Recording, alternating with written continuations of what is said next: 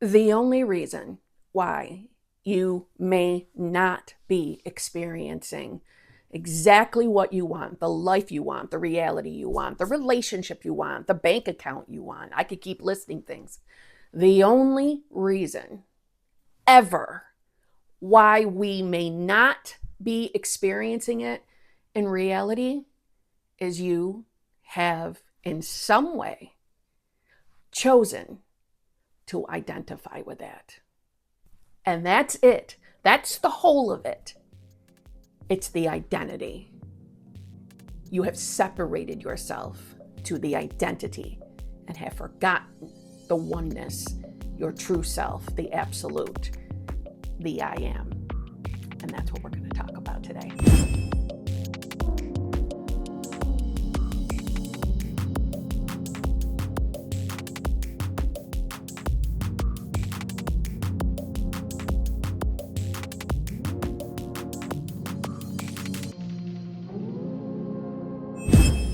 Hello, my fellow flawless, limitless, sexy, sassy, saucy HBICs. How are you on this lovely morning, afternoon, or evening? How are you all? I hope you're all doing fabulous. I hope you're all choosing to be the versions of yourself that have exactly what you want. I hope that's what you're doing. Yes, I do. At minimum, that's what I hope you're doing. Listen, we are absolutely one with the entire universe, the absolute, infinite potential, infinity, God, higher power, source energy, moonbeams. That is who we are. That oneness. When we first find conscious manifestation, it is extremely, I think, or at least it was for me, difficult to accept and believe that. It sounded like poppycock. What made sense to me was I needed to go through these steps of fixing myself, of healing past traumas. Now, I know I like to pick on that quite a lot because the idea of it now is silly to me. But if you are new, I still understand why you may think you need that. When we believe that we have to heal parts of us in order to have something in reality, that in of itself is an identity. And if you're not new to my channel, you've heard me mention this before, that it is a choice.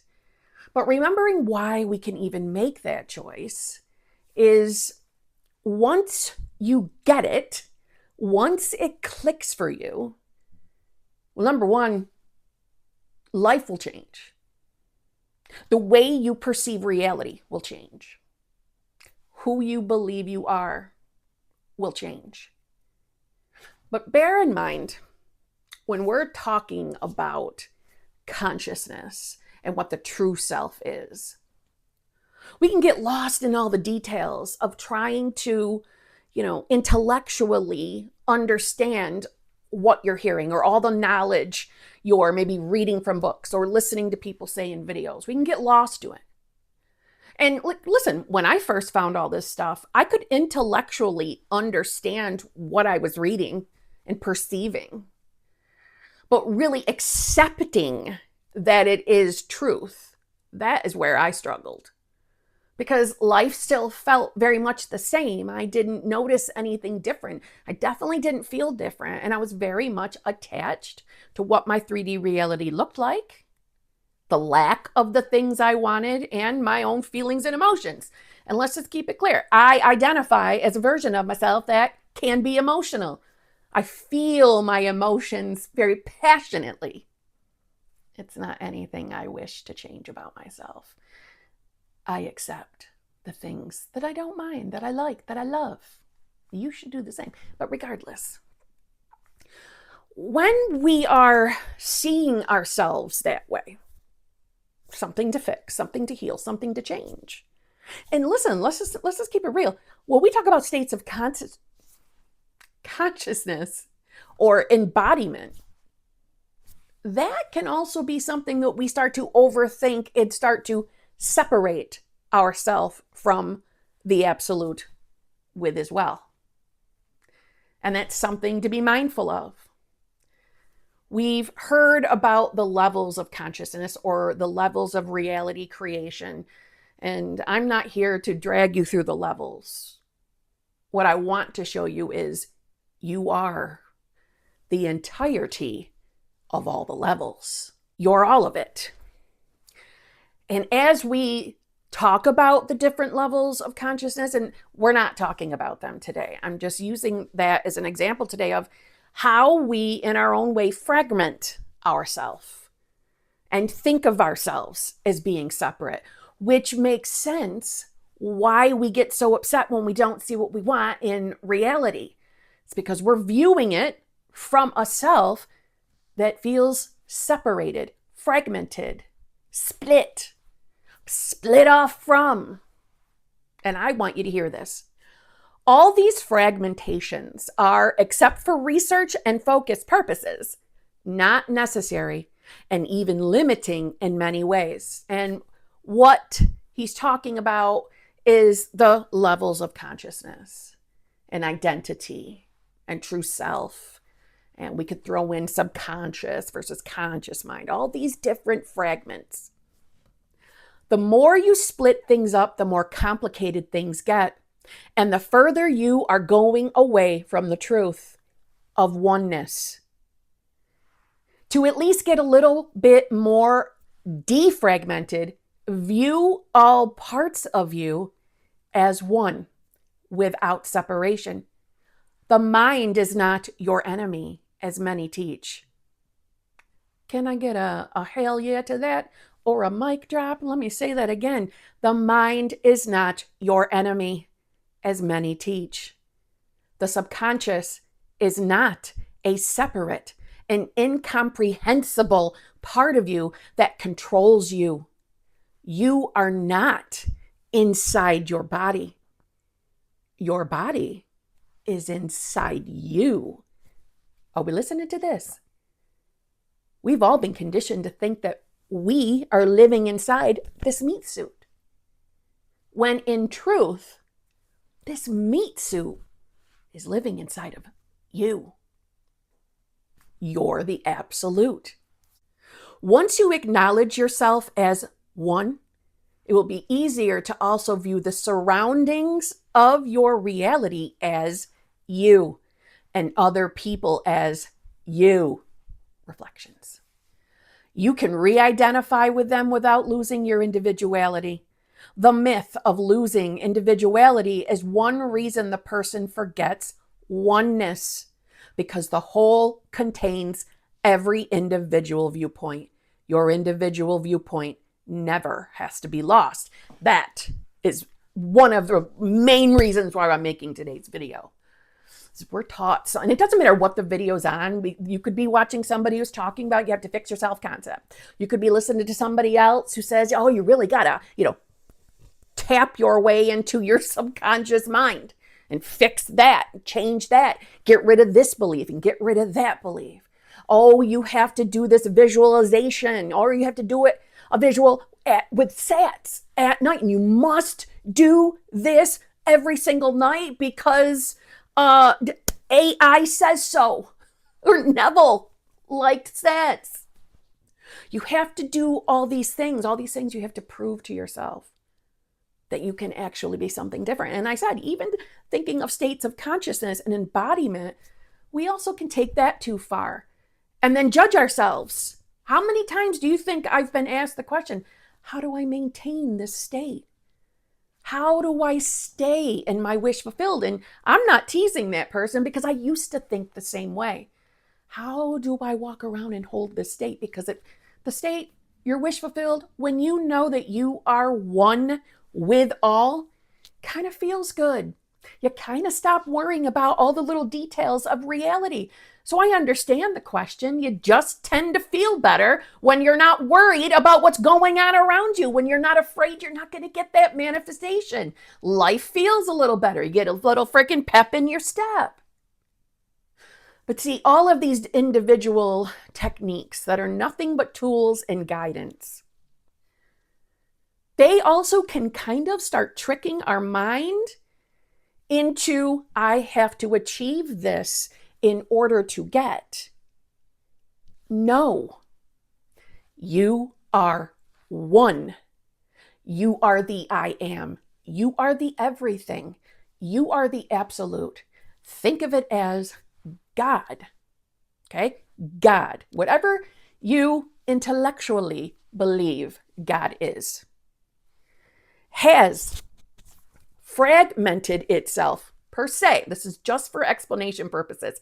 We're not really fragmented, but in a sense has fragmented itself into all these different layers, aka levels of consciousness, to forget itself, to then find itself. That's why we're here, to experience physical reality, and that doesn't have to make logical sense to you.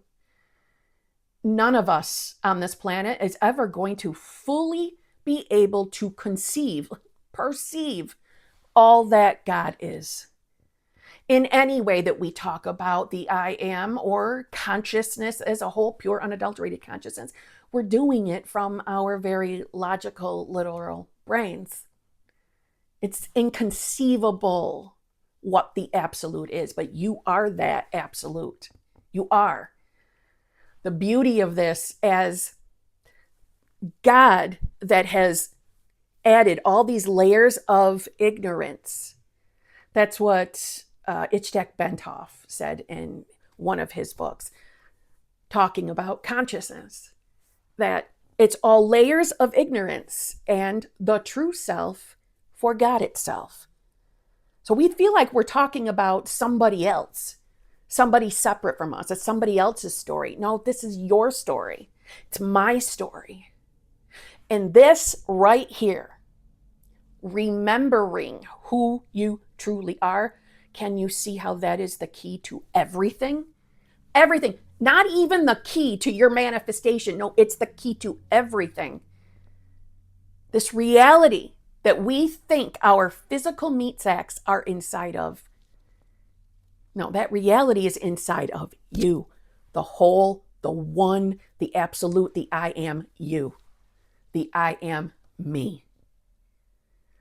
So, bear in mind that at every given moment, who you believe you are in that moment, in that ever-present moment, that's who you as God are claiming yourself to be. It can be very easy to blow that off when in truth we go right back to look out to 3D reality and perceive that reality as, I'm just going to say, not favorable, not the thing you want. That's the word of God. That is you as God declaring yourself as the version of self that doesn't have shit. Your word is the word of the universe. That's the power it holds in what you are aware of. That's the power. You have had the power all your life because you are the power. The I am is everything. Everything. So let's break it down into a simple manifestation video here. Let's say you want to manifest being in a relationship with a specific person. Today, you stop declaring to yourself that you are a version of yourself who doesn't have what you want. You stop telling the story that it's not here yet. Nothing's working. I'm afraid I can't have this. That's you as God claiming that for yourself. And one thing that I think really bears some importance here, when you ask the question of, how do I get into that state? How do I get into that version of myself? Who told you you're not that version of yourself? Outside of the obvious, which would be you looked out to reality and decided to perceive reality as you don't have that yet. But other than that reason, who told you you're not in the state or the version of yourself that you want to be? Who told you that? How did you figure that out? you thought that. You consciously thought that yourself. Or maybe you watched a video, maybe you had a coaching call with someone and they told you you're not in that state. But you see, even you having the experience of having someone else tell you that you're not in that state was what? The reflection of something you are resonating with, assuming to be true, identifying with, claiming it as truth. So therefore, claiming I am that self. Who are you? No one can ever answer that question other than yourself. See, the idea is when you want to manifest a specific person, you want to manifest being a millionaire, having a certain career, getting a physical change, you become aware of its existence. Not necessarily in 3D reality, I'm saying of its existence. You get clear on the desire, and from there, you are that self. That is who you are. I am that I am. You don't stop being the I am.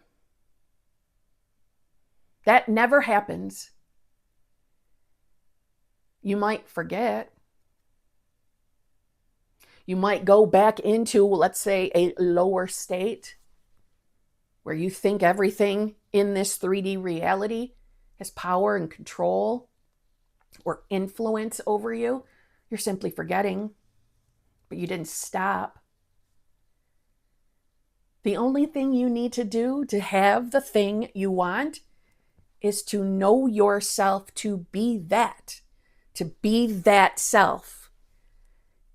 And always remembering why you can give that to yourself. Because you're source, because you're God, because you are consciousness. I made a video a couple years ago here where I said, the world really does revolve around you. How many of us have been conditioned with the phrase, well, everything doesn't revolve around you. Not everything's all about you, when the truth is, no, everything's about me. The world does revolve around me because I am it. I am that. I am. It's as simple as that. So instead of fragmenting yourself, separating yourself from your desire, and you see, even that's an impossible statement. We can't fragment ourselves from our true self. That's not possible. But we can think the thought. We can think it. But we never stop being the I am. So you just needed a reminder. Who are you?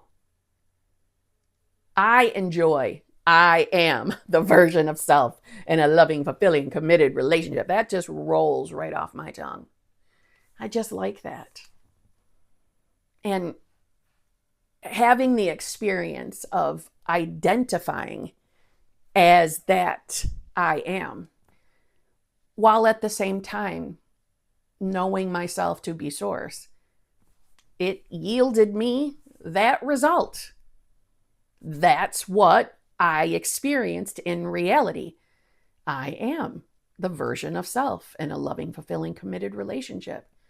And what was the key, I believe, outside of knowing myself as the I am, the absolute, the all, is I no longer looked out to 3D reality and declared that anything other than exactly what is supposed to be happening. And that's that. I stopped fighting, judging, placing conditions on the world or reality around me. I stopped assuming that I couldn't have what I wanted. So, can you have the thing you want? Do you believe you can? And if you don't, if there's a fear within you, recognize what that is. It's an option out of the infinite. But is it the option you're choosing? You're God. You can have whatever you want, but only you can give it to yourself as God. So on that note, I'll see you tomorrow.